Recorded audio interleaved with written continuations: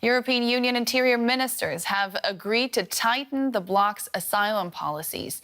The decision comes after what was seen as a make-or-break meeting for the bloc to solve its migration policy conundrum. For years, EU members have been at odds over how to manage migration, with southern countries demanding more support and solidarity from their eastern and northern neighbors. And our correspondent Bernd Riegert is covering the negotiations in Luxembourg for us. Bernd, minutes ago, breaking news, the EU interior ministers agree on stricter asylum reforms. What do we know at this stage? What did they agree on? Well, after years of very intense negotiations, the ministers were able to settle a very bitter disputes among the 27 member states. It's a historic day. It was a difficult decision. That is what Nancy Faeser, the German interior minister, just said. Basically, the ministers have agreed on a new border procedure for migrants that enables Italy and Greece, the countries of first entry, to decide more swiftly and to send migrants that have no chance to get protection, to send them back more swiftly to their countries of origin or to their countries of transit. And countries are also pledging for more relocation of migrants from Greece and Italy to their territories. And countries who don't do that are now obliged to pay money, 20,000 euros per migrant they don't take.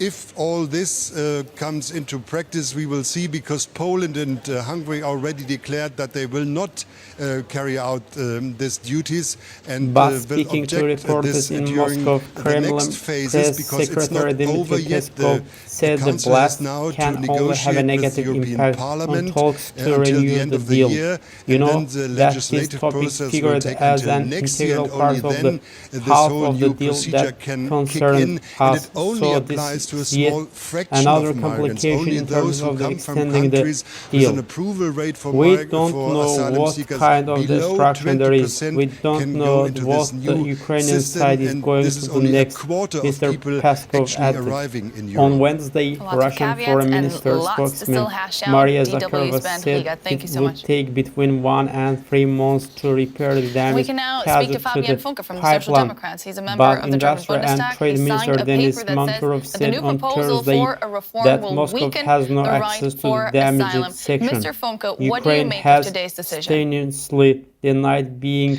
behind the blast and insisted that Moscow conducted the attack. President Zelensky told reporters that the attack had occurred in a gray zone between territory controlled by Ukraine and Russia, and drew a distinction between the explosion and the blast at the Kakova Dam. It's one story when it's the consequences of the war. Yes, the Russia Federation is to blame, but those are the consequences of the war, President Zelensky said. But in Kakova, we understand that this is the terrorism. They mined it in the advance and did it with their own hands. We see this as a completely different category, he added.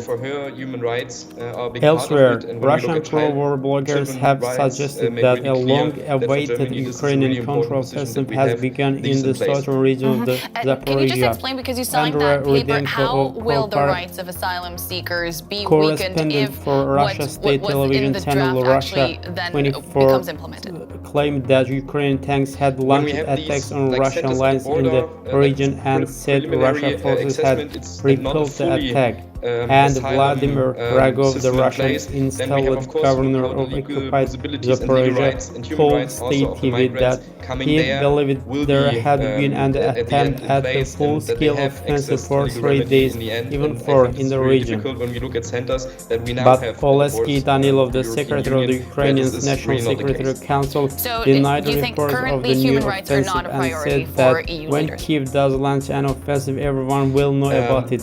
Senior US officials have previously told the BBC US partner SBS News that it is accurate to say that Ukraine counteroffensive is in its opening phase, but that the main thrust has not yet begun. Why do you think the EU went down the path they eventually went down with stricter regulations for asylum seekers?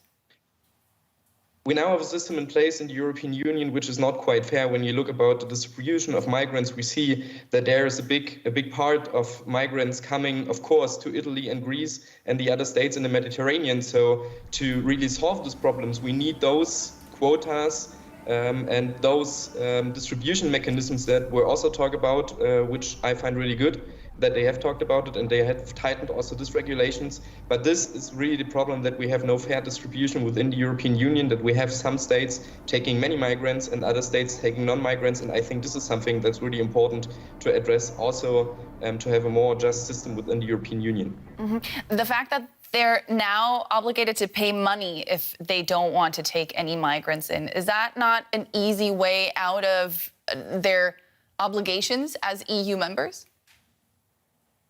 Yeah, the best case indeed would to fulfill these obligations, taking migrants. But of course, it's the small steps also within the European Union. So I think the compromise that they found now on this part of the migration issue is really something positive to see, but of course not the end of the road. That was Fabian Funke from the Social Democrats. He's a member of the German Bundestag. Thank you so much for your take on this very fresh decision.